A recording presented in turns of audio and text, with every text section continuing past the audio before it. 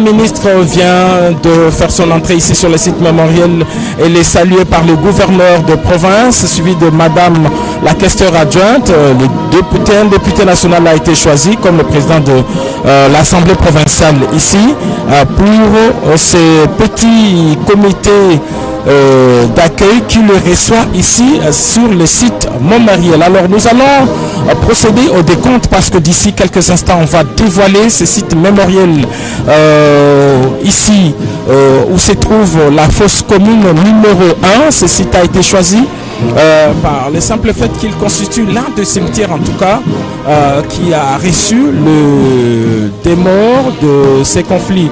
Mais aujourd'hui on n'est pas venu que pour ces victimes, mais pour toutes les victimes de ces conflits de la République démocratique du Congo. Alors madame la première ministre avance seule. Elle est accueillie par Kevin Ngunga, le directeur général du FONAREV, qui est ici. Et elle reçoit de lui toutes les explications sur, je crois que voilà, elle reçoit des explications sur ces cimetières, qui est même documenté parce qu'on a reproduit ici ces cimetières tels qu'il était avant son aménagement par le FONAREV. Et c'est donc cet instant entre madame la première ministre représentant ici le président de la République et monsieur Kevin Ngunga, le directeur général du FONAREV. C'est un instant donc solennel pour ce qu'on peut qualifier de ce champ des souvenirs. Nous allons le décrire lorsque ce site sera dévoilé au grand public. Donc c'est des explications. On sait que la prise pour cible par toutes ces armées à la fois, la ville de Kisangani était transformée en champ de bataille en 2000.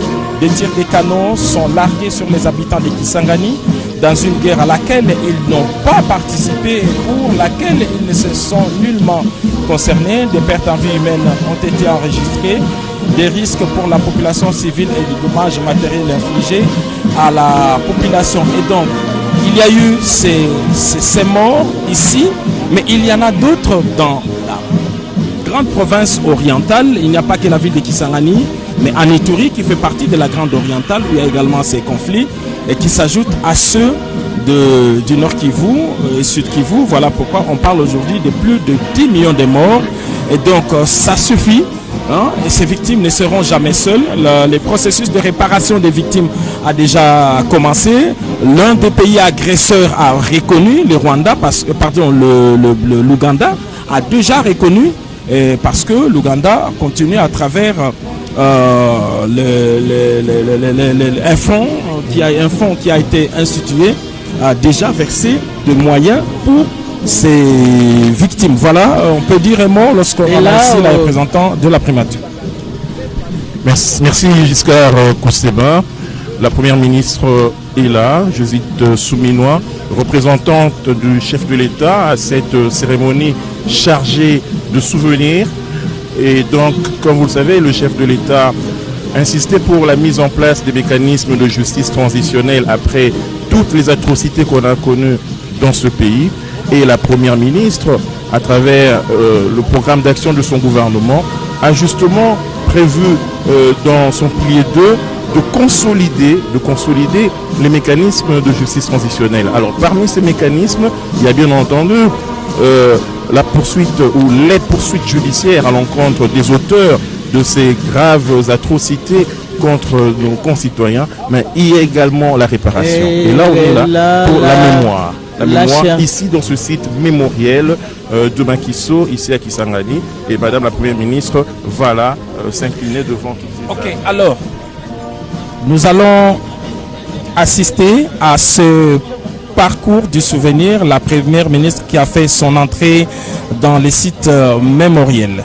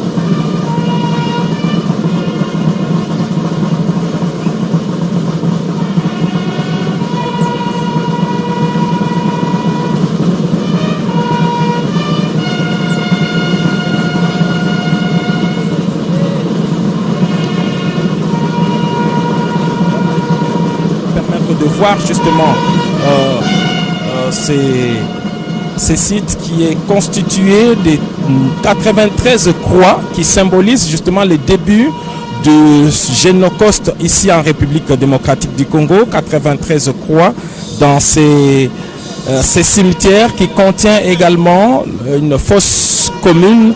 C'est ici que des membres de même famille ont été enterrés. Il s'agit de la famille Otchudi.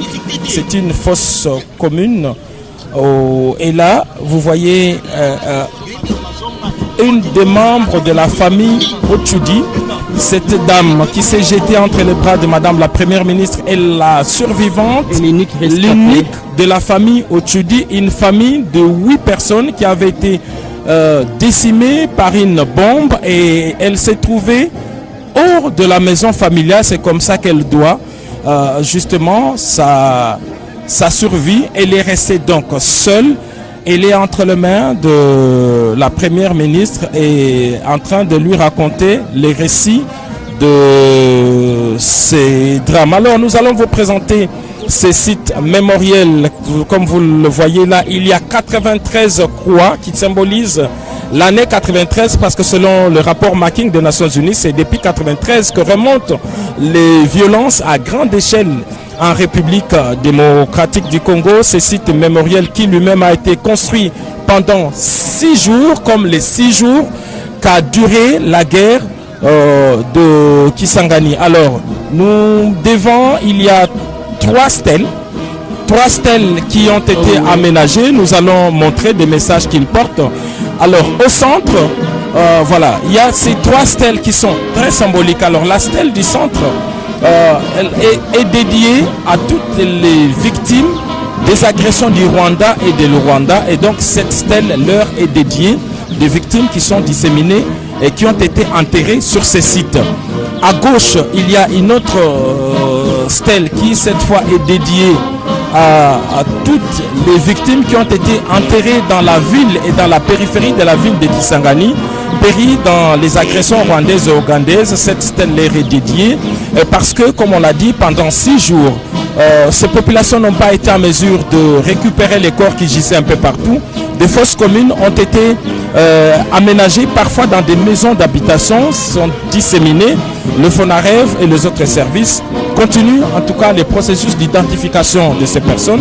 Il y a cette stèle et la 3e stèle est dédiée à toutes les victimes de nos frères et sœurs congolais victimes des guerres du premier jour, de la guerre des 3 jours et celle des 6 jours, dont les corps ont été jetés dans les fleuves Congo et même dans la rivière Tchopo. Et pour ces victimes-là, dont on ne verra jamais des preuves de leur corps, une stèle leur a été dédiée. Et là où se trouve justement au centre de ces sites mémoriels, là où se trouve Madame la Première ministre, il y a cette fosse commune identifiée comme fosse commune numéro 1 ici dans la ville de Kisangani. C'est là où des membres de même famille, la famille Otchudi, a été enterré justement dans des conditions particulières dans une fosse commune. Et donc c'est là, et Madame la Première ministre, on voit toute la charge émotionnelle entre elle et ces membres de la famille Otchudi qui donnent des explications sur ce qui s'est passé ici sur ces lieux à Kisangani. Et là, Giscard, on sait lire sur les visages de l'unique rescapé de la famille Otchudi, la douleur. La douleur. Et cette douleur qu'on ne sait pas effacer, cette douleur qu'on ne sait pas enlever, qui ne quittera jamais cette fille. Et là, les victimes sont en train de demander que la justice soit faite. Je crois que ce serait aussi une façon que ces gens-là, ces multiples personnes, soient consolées. Et ça serait aussi une façon que ces morts puissent se reposer en paix une fois que la justice est vraiment dite. Comme je vous ai dit, c'est vraiment une cérémonie pleine de signification, une cérémonie très courte, pleine d'émotions. Et là, on sait les lire, Giscard. Il en sera ainsi le 2 août de chaque année, une date qui a été officiellement désignée comme la journée nationale des commémorations des victimes des violences sexuelles liées au conflit ainsi que des victimes des crimes contre la paix et la sécurité en République démocratique du Congo. Après Kinshasa en 2023, c'est au tour de Kisangani de recevoir cette cérémonie. Mais en ce moment, des cérémonies de ce genre se déroulent un peu partout en République démocratique du Congo, particulièrement dans la province du Nord et Sud Kivu, ou du président de la République, d'une part de pouvoir intensifier ses plaidoyers sur ces génocides en cours en République démocratique du Congo, mais aussi de la réparation de ces victimes. Et en ce moment donc, une pensée pour nos milliers de morts, victimes de ces atrocités, victimes des agressions extérieures, et dont certains valets sont aujourd'hui condamnés par la justice congolaise, qui sont ici et qui se construisent une mauvaise réputation sur les sangs des Congolais. Les victimes doivent comprendre qu'ils ne seront jamais seuls et que la République leur rendra toujours hommage. Donc il y a une exposition photo ici sur ces sites mémoriels. On voit justement ces victimes, des victimes réelles. On voit des tombes comme tout ce qui s'est passé. Madame la Première ministre seule au centre de ces sites mémoriels. Elle est en train de changer avec ces membres de la famille Otchoudi, dont la famille entière a été disséminée ici, et ici que se trouve la fosse commune numéro 1, parce qu'il y en a d'autres qui sont disséminés à travers la ville, d'autres dans la brousse, mais il y a aussi des morts qui ont été jetés dans le fleuve Congo comme dans la rivière Chopo, et c'est pour tous ces morts-là qu'il y a ces 3 stèles qui sont érigées ici. Et là, Giscard, c'est triste. C'est triste pourquoi on peut voir sur ces tombes, il n'y a aucun nom. Aucun nom, pourquoi? À peu près comme des tombes de soldats inconnus. Parce que c'est comme ça qu'ils ont été enterrés. C'est difficile pour les familles.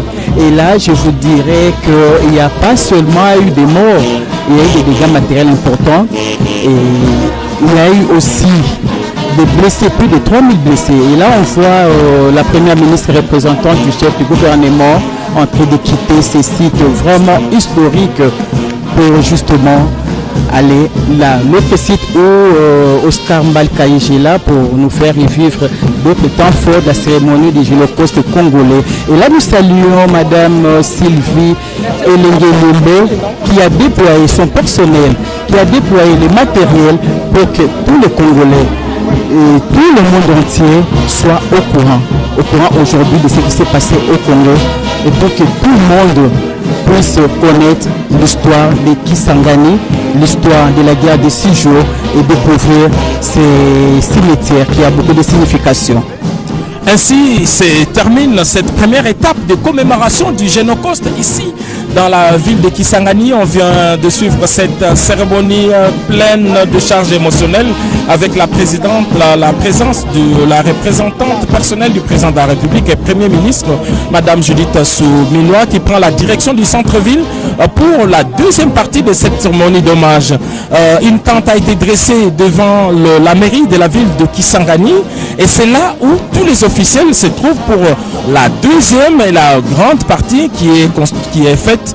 Ici on voit une image de ces forces et des corps en décomposition ramassés à travers la ville de Kisangani. C'est documenté et c'est avéré. Et donc l'équipe qui se trouve de l'autre côté va prendre les relais dans les instants qui suivent, parce qu'on devrait suivre en direct, en intégralité et en exclusivité sur les antennes de la RTNC cette cérémonie d'hommage du Génocauste à partir de la ville de Kisangani, deuxième ville à recevoir cette cérémonie, parce que l'année dernière cette même cérémonie s'est déroulée à Kinshasa à la place des Évolués. Alors on revient sur ces sites mémoriels qui est constitué de 93 croix, 93 comme étant l'année où a commencé justement, c'est selon plusieurs rapports des Nations Unies, c'est en 93 que remontent les violences et c'est pourquoi il y a ces croix symboliques, ces nombres symboliques des 93 et puis les 3 stèles qui surplombent justement ces cimetières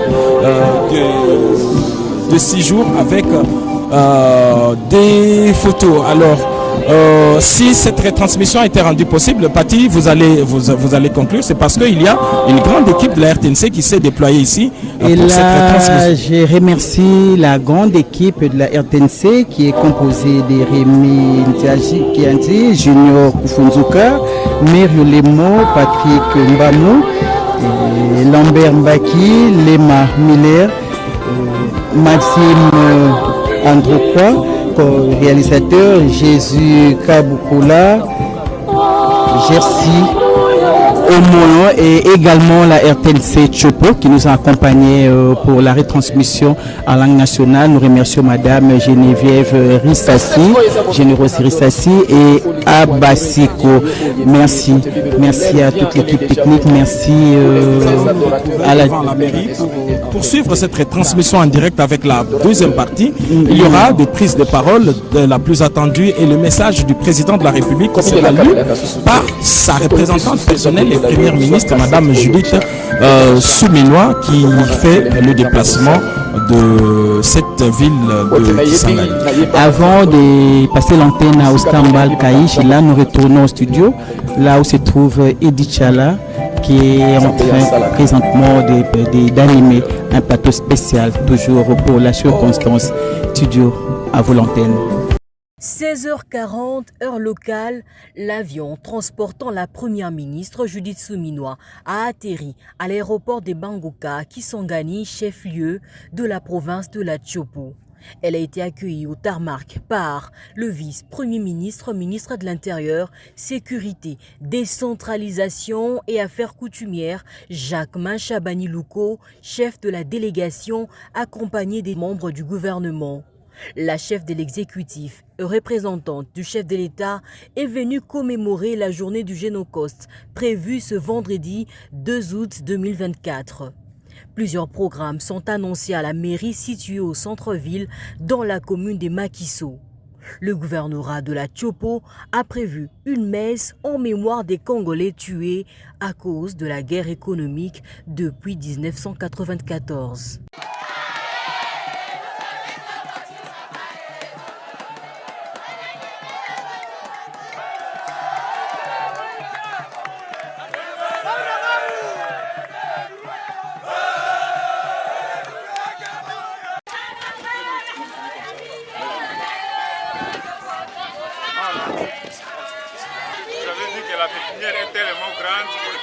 Ça manuellement, il y a les systèmes d'irrigation qui permettent d'arroser la première en RDC.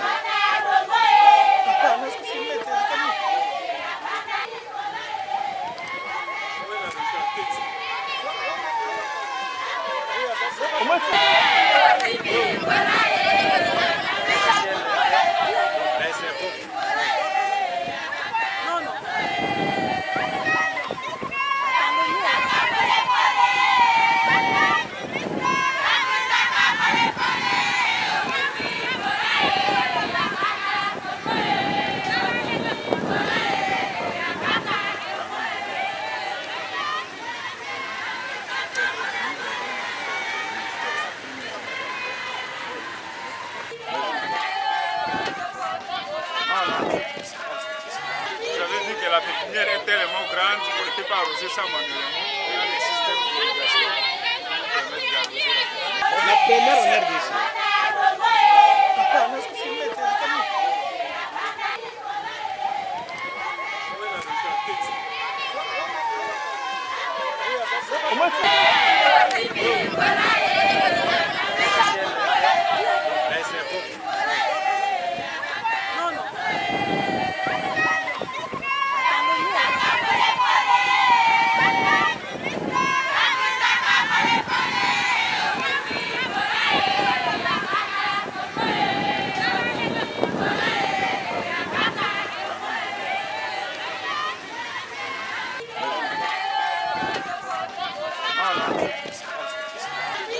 La la pépinière est tellement grande qu'on ne peut pas arroser ça manuellement. Il y a les systèmes d'irrigation qui permettent d'arroser la pépinière. La première en RDC.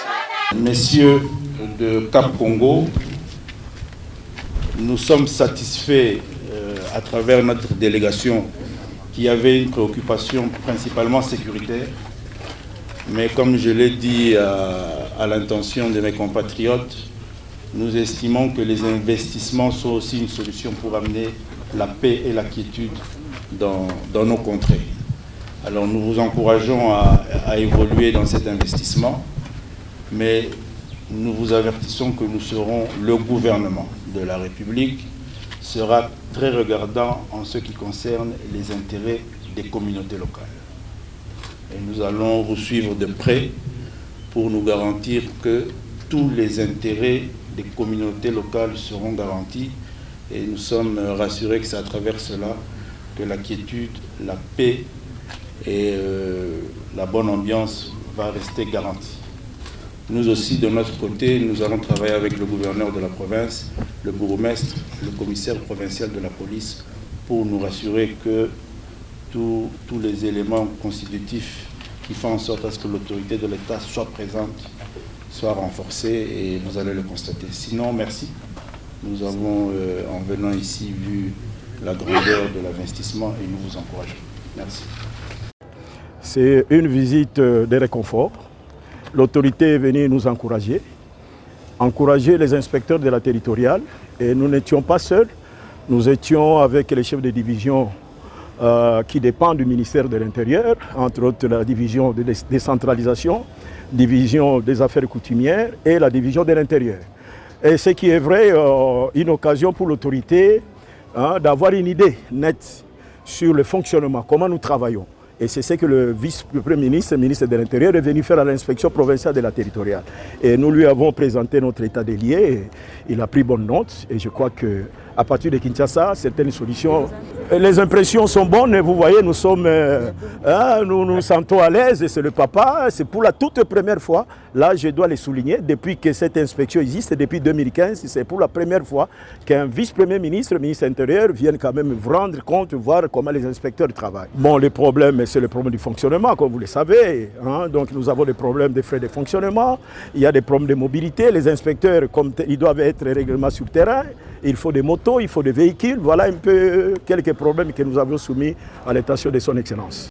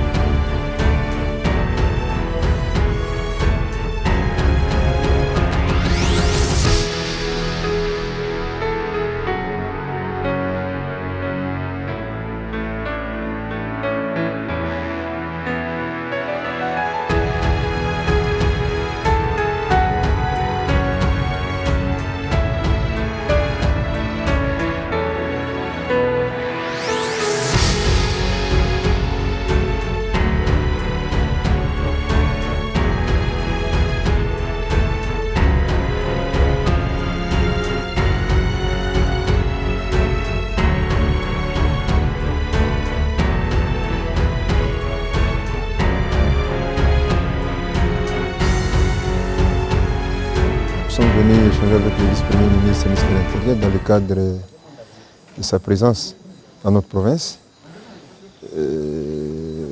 pour préparer l'arrivée du chef de l'État, recevoir ses orientations par rapport à l'arrivée du chef de l'État, mais aussi profiter de cette occasion pour lui poser les problèmes non seulement des assemblées provinciales, mais aussi de la province entière.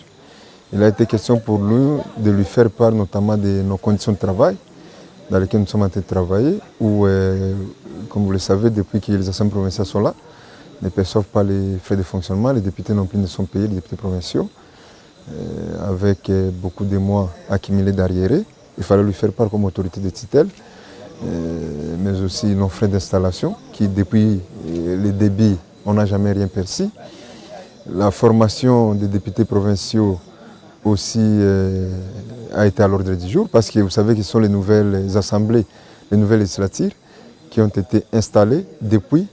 On souhaite, on veut à ce que le niveau national puisse aider les assemblées à pouvoir se mettre à jour, notamment à travers une formation, parce que la dernière formation remonte à 2007 au niveau des assemblées provinciales. Et outre cela, il fallait également, pour nous, il était également question de plaider la problématique de la province, sécuritaire de la province, notamment les conflits en cours, les conflits communautaires d'Angola-Mbole, et la situation de la ville de manière générale. Et au-delà de ça, il fallait également lui faire part du fait que la province de la Tchopo occupe une position stratégique par rapport à la région, c'est face à l'agression que nous sommes en train de faire, lui montrer l'importance de la Tchopo à retrouver sa sécurité en renforçant les effectifs, parce qu'il y a un problème d'effectifs ici localement, en renforçant les effectifs, en accompagnement nos services de sécurité, en y remettant de l'ordre aussi, pour que la population puisse retrouver sa quiétude et que l'autorité de l'État puisse être établie. La province de la Tchopo fait également face à plusieurs conflits coutumiers.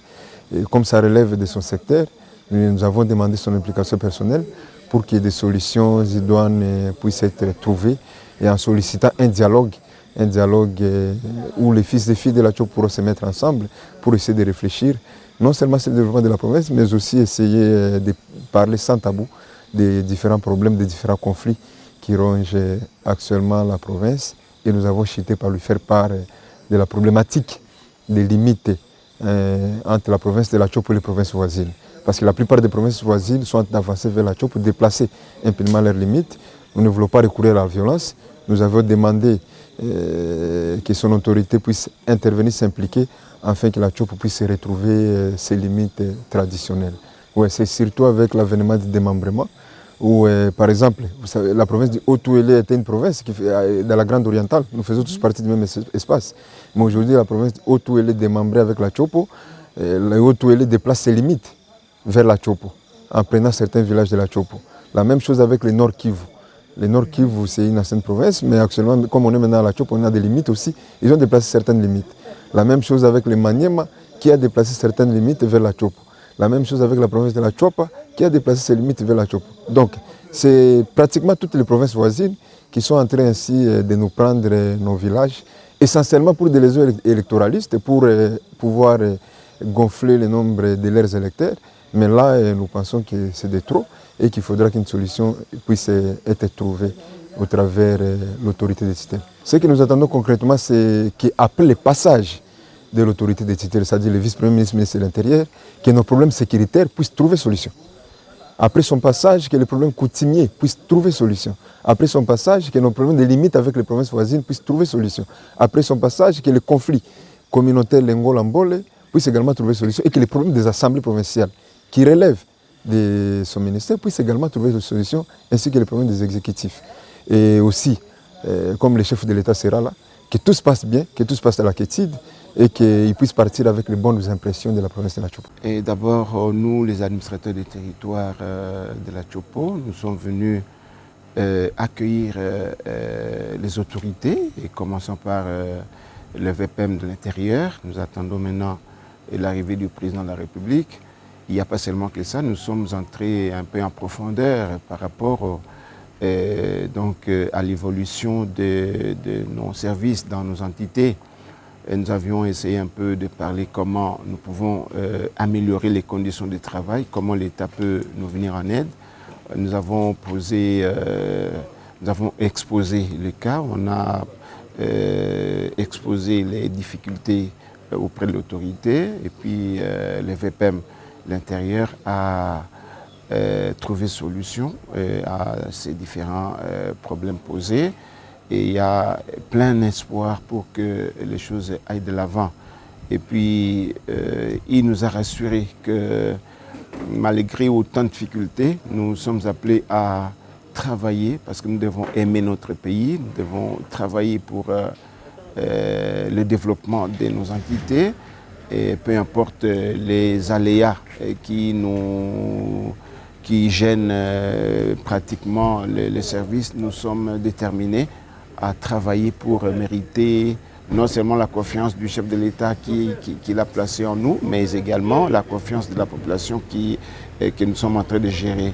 Donc nous, les administrateurs de la Tchopo, nous sommes derrière la vision du chef de l'État, Félix Antoine Tshisekedi Tshilombo, à travers même les programmes de développement local des 145 territoires. Nous trouvons que c'est un programme qui vient donner un coup de pouce à l'administration et tous les gouvernements, nous sommes derrière lui pour booster le développement de nos entités. Nous avons rencontré aujourd'hui le vice-premier ministre de l'Intérieur, qui est le ministre du tutelle de la décentralisation. Nous avons présenté nos problèmes généraux que les conseils communaux de la ville de Kisangani font face. Et en présentant ces problèmes généraux, nous avons aussi présenté les difficultés d'ordre financier, matériel et infrastructure. Nous avons premièrement demandé l'implication des VPM de l'intérieur pour l'organisation des élections de bourgmestres et bourgmestres adjoints ainsi que les conseillers urbains. Et nous avons aussi demandé au VPM de l'intérieur qu'ils puissent nous aider en plaignant pour nous pour nos émoluments en fait. Les frais d'installation que nous n'avons pas encore réussi jusqu'à présent, les frais de fonctionnement, comme je l'ai dit, nos émoluments comme la loi nous recommande. Étudiant à la faculté polytechnique à l'université de Kinshasa.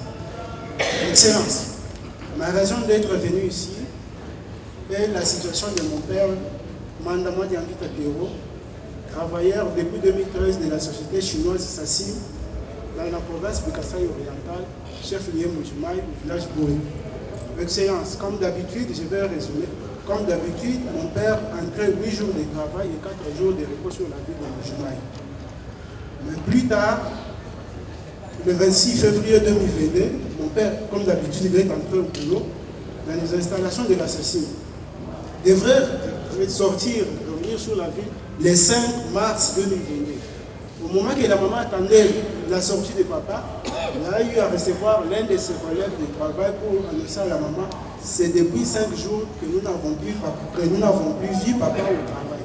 La maman a cru peut-être qu'il viendra avec le bus du lundi. Le lundi, elle n'a vu personne. Le mardi, il a déployé mes grands frères dans l'entreprise Sassi. Au moment que le grand frère était parti là, maman a eu encore à recevoir l'un des travailleurs de la société Sassi, déclarer devant maman, maman, je connais bien où se trouve papa, mais je ferai des moyens pour envoyer des faux rapports à l'administration Sassi. Une semaine plus tard, l'administration Sassim a rédigé une lettre de mise en disponibilité pour papa, chose non connue. 2 semaines plus tard, l'assassin a écrit une lettre de résilience.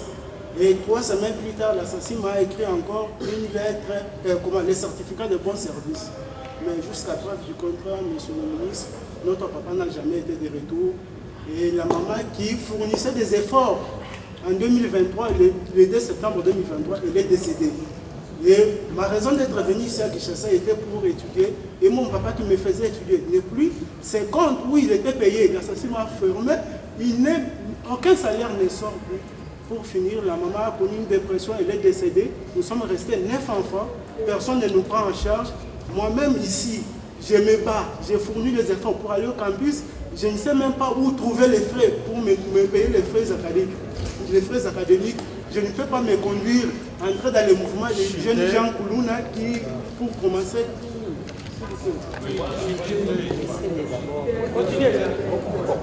je ne peux pas me conduire. Maman a eu le procureur, le dossier était au tribunal de Mbujimaï, sans suite, envoyé au tribunal de Chilenge. Jusque-là, le dossier n'a jamais été validé. Et moi-même, j'ai pris même l'initiative de mener des démarches ici. J'ai écrit même au président de la République le 19 mars, j'ai l'accusé de réception. Je n'ai jamais été rappelé. Donc, je ne sais pas de quel côté donner la tête. Et nous sommes dans une situation précaire. Donc, monsieur le ministre, avec de telles initiatives, et l'honorable Eliezer, nous, ensemble avec le magistrat ici, nous vous prions vraiment de prendre notre mal avec beaucoup de considération. Maman a laissé un cadet de 7 ans. Et nous avons des jeunes filles. Et ces jeunes filles-là peuvent se conduire. Et moi-même ici, personnellement, à cause de la souffrance, je peux donc, décider même de voler. Et les jours que vous me verrez voler, vous me prendrez des mauvais. Monsieur le ministre, nous vous prions alors de prendre notre situation en considération. Papa, maman est décédée, j'ai appris que maman est décédée au lendemain, mais mon père, je ne sais pas où. Il vit comment, il mange quoi. L'assassin explose dans notre pays. Il y a 50%, 50 gagnants, 50 pour la Chine, 50 pour la RDC. Mais dans notre pays, mon père disparaît. L'État congolais, je ne sais pas quoi, je ne sais pas les contrats chinois qu'ils avaient signés, parce que la Chine est le partenaire du gouvernement congolais. Il vous revient à vous de prendre notre situation en considération, monsieur le ministre. J'ai beaucoup marché pour vous rencontrer, même rencontrer l'honorable Eliezer. Merci, monsieur. Nasala accident et pas libanais. Depuis 2013, sexe n'a pas été katananga. On a opéré 4 fois. La photo en Nangalimo. On a opéré 4 fois. Sexe n'a pas été maladie. On a autobima, on a sali 2 semaines. On a sali 3 mois, on a 2 semaines. Nangalimo. Libano a akipa angati. En 2015, on a les cas qui n'a TVA. Papa excellence. Pande koleze aidi singai ata oleki na TV makonja mboka na bino nyoso bana push na ngai ni 100 francs atindela ngai ni lo te lelo 2024 na komina sex na ngai telemati na sala belo moti ningi na zakoi na hospital na lia rati na lia mama pate ni sunité na omela rati ya pamba te lelo ya on d'ailleurs pas là yo vous avez une solution et pas libanais. Bon, il y a un cas qui est na souka, fanata. C'est un problème de santé, ça peut fanata. Africa cool, et abena cool, Africa cool, abena cool, le quoi cool matopi. Enfin, toujours,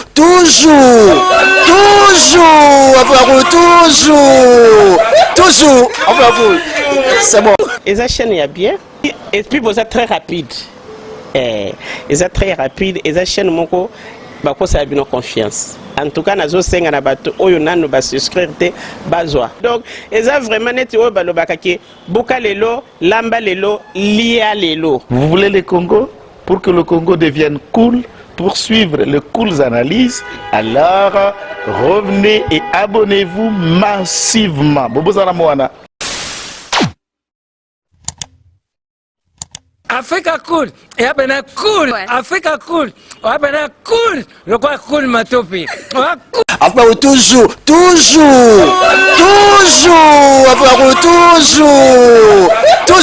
enfin, c'est bon. Et ça chaîne est bien. Et puis vous êtes très rapide. Et ça très rapide. Et ça chaîne moko, bako ça a bien confiance. En tout cas, nazo senga na bato oyo nanu ba souscrire te bazwa. Donc, et ça vraiment neti o balo bakaki buka lelo, lamba lelo, lia lelo. Vous voulez le Congo pour que le Congo devienne cool? pour suivre les cool analyses, alors revenez et abonnez-vous massivement. Massivement. Alors beaucoup de gens ils pensent que l'Afrique Cool donne l'information en temps réel. Mais je ne crois pas cela. C'est-à-dire l'Afrique Cool donne l'information en temps réel et en temps chirurgical. Si tu ne suis pas, tu as la crise cardiaque. Qu'est-ce que tu penses de l'Afrique Cool? C'est PPL. Africa Cool, c'est la destination de prédilection pour une communication optimale. Africa Cool Télévision est une chaîne qui est en train de réunir toutes les tendances.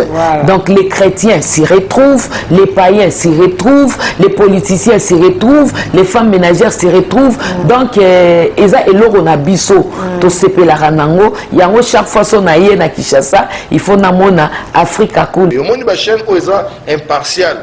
Et le rôle babino, vous méritez le soutien de la population ainsi que des institutions complètes. Bisognoso, tous s'abonner à Afrique Cool. Afrique Cool, Afrique Cool, merci beaucoup, l'idée. Non, je remercie en tout cas Africa Cool, leur support et on leur souhaite bonne chance pour la suite. On leur souhaite le plein succès. Placer un petit mot par rapport à la récompense Oyo. Ah, je félicite très sincèrement Africa Cool. Voilà. Je n'avais pas opéré le mauvais choix. Voilà. J'avais recommandé, je me rappelle que je disais que c'était une destination de prédilection pour une communication optimale d'excellence. Nazanga Mogote Tala, YouTube Yemoko à reconnaître que Napona qui m'a bêté. Au moins, il choix to salaka, ba réflexion to salaka. Tu as abonné à Africa Cool. Comme ça, tu partages. Bravo Africa Cool. Merci beaucoup. Bravo Bino. Vous s'abonner parce que trophée Ezali à Bino, Ezali partagé. Voilà. Moi, je me sens aussi copropriétaire. Il y a prix Oyo. Voilà. Bravo Africa Cool. Merci beaucoup. Toujours.